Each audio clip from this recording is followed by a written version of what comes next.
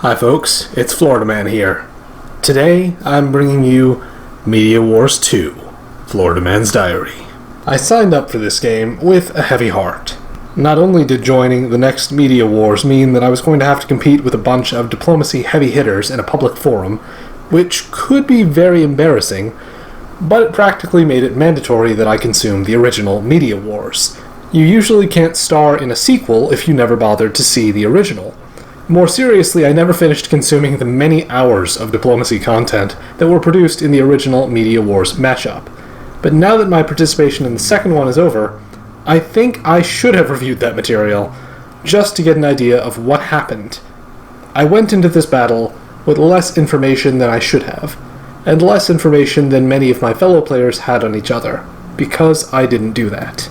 Spring 1901, I exchanged word with every power. Some were more responsive than others, naturally.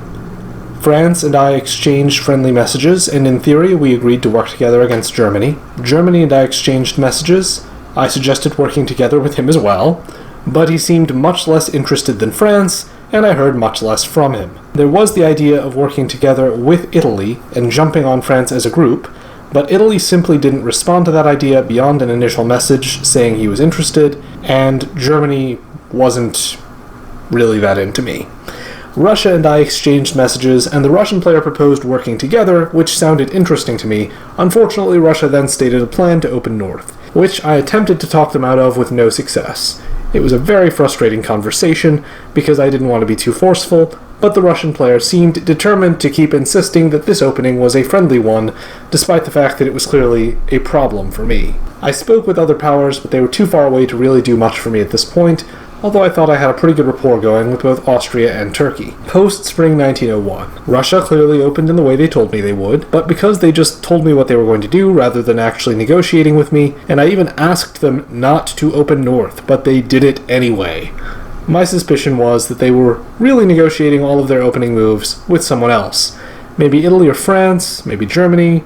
Probably not Germany, since the moves seem quite aggressive toward both Germany and myself. So anyway, that third person, who I could not identify yet, was probably Russia's real ally, whereas with me, Russia really just wanted the convenience of being able to pretend that they were my ally for a little while, so I would hopefully let my guard down, and once they'd won my trust, they could position to take me out as quickly as possible as soon as I turned my back. Frankly, this is exactly the kind of thing that I myself might do, so maybe I'm seeing it where it isn't. But if I didn't assume some kind of nefarious double dealing here, I would be assuming the other players are much less competent than myself, which seems like a mistake.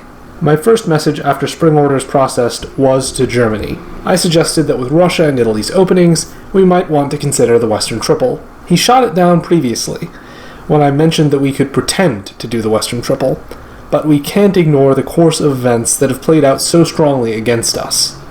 At the same time, France messaged me suggesting the triple would be a wise option, and he pointed out that Austria, Russia, and Turkey opened in a way that was very friendly toward each other, so there might be an alliance between the three of them. In fall 1901, I figured the triple was my best hope of fending Russia off without getting attacked by anyone else, so I poured my diplomatic capital into pushing that idea. Although I thought I was having some success, Germany chose not to bounce Russia out of Sweden, and Russia chose not to attack Germany at this point despite having a unit right outside of Munich, and apparently having promised to support Italy into Munich. There was some obvious backroom dealing here, but I continued to keep working the triple idea because I thought it was my best shot at living through the next few years at this point, and the three of us Western powers spent the fall kicking the triple idea around. I thought we were taking it seriously, but unfortunately for me, in the build phase, Germany chooses to get a second fleet, despite my explicit request that he not do so, which he just didn't bother responding to. I think this probably indicates he had anti-English designs, even as we were negotiating, perhaps from 1901's beginning. The only thing Germany was really concerned about in negotiations with me and France was trying to figure out how he could get a third build in 1901, which unsurprisingly did not happen because that was a big ask in the first place.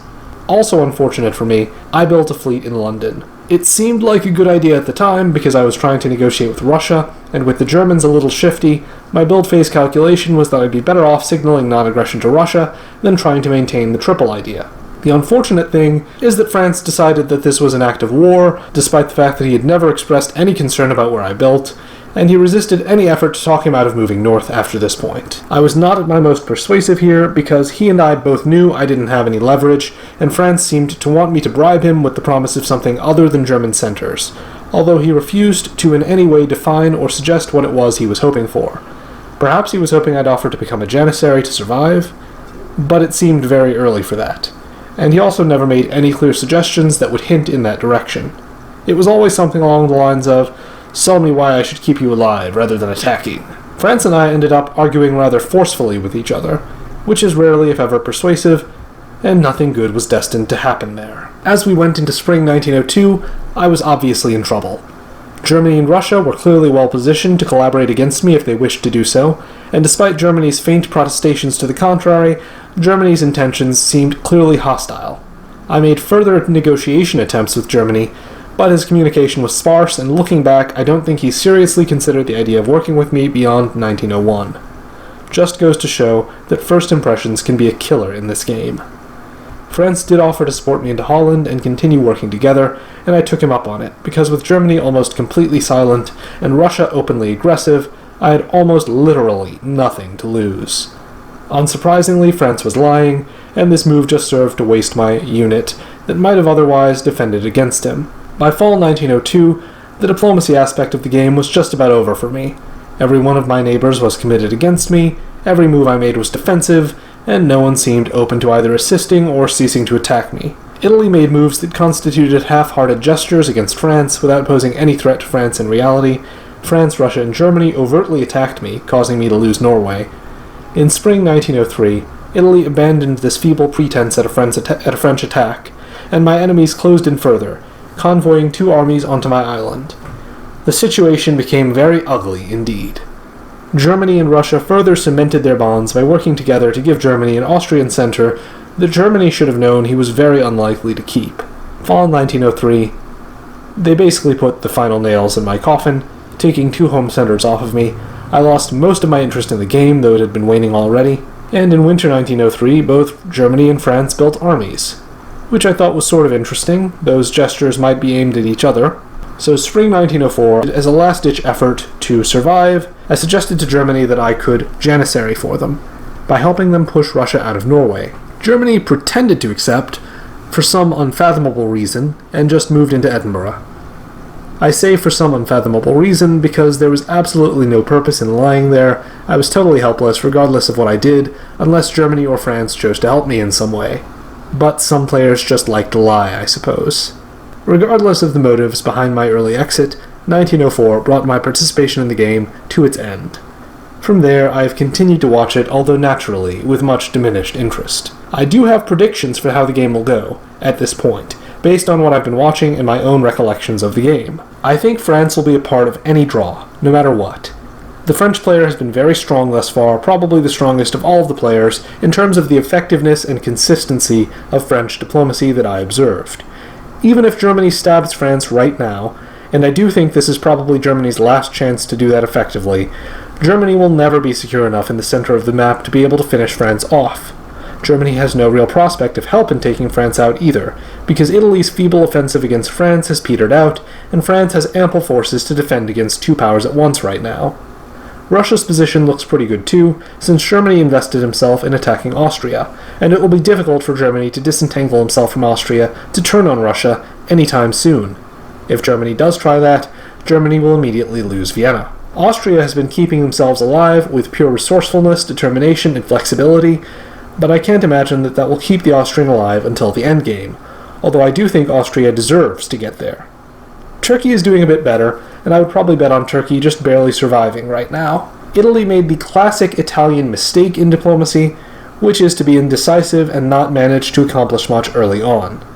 I expect that mistake will probably ultimately be fatal. And those are my predictions for the resolution of the Second Media War. I hope you guys enjoyed this video. I hope you guys will enjoy following the game more than I enjoyed playing in it. Let me know what you thought of this concept, of this game, of my predictions in the comments below. And we'll see what happens with this game in the weeks and or possibly months to come. There have been a lot of delays and deadline extensions thus far, mainly taking place after I got eliminated, almost as if the only point of playing the game at the pace they initially did was so they would make sure to quickly take me out. Maybe I'm taking this a little too personally. I hope you enjoyed this video, and if so, you know what to do. If you want to provide additional support to the channel, there's a list of names on the screen right now. Those people are supporting the channel either by acting as patrons or by translating subtitles for me, so that the videos can be accessible in more languages. You too can promote great diplomacy content. Until next time, Florida Man out.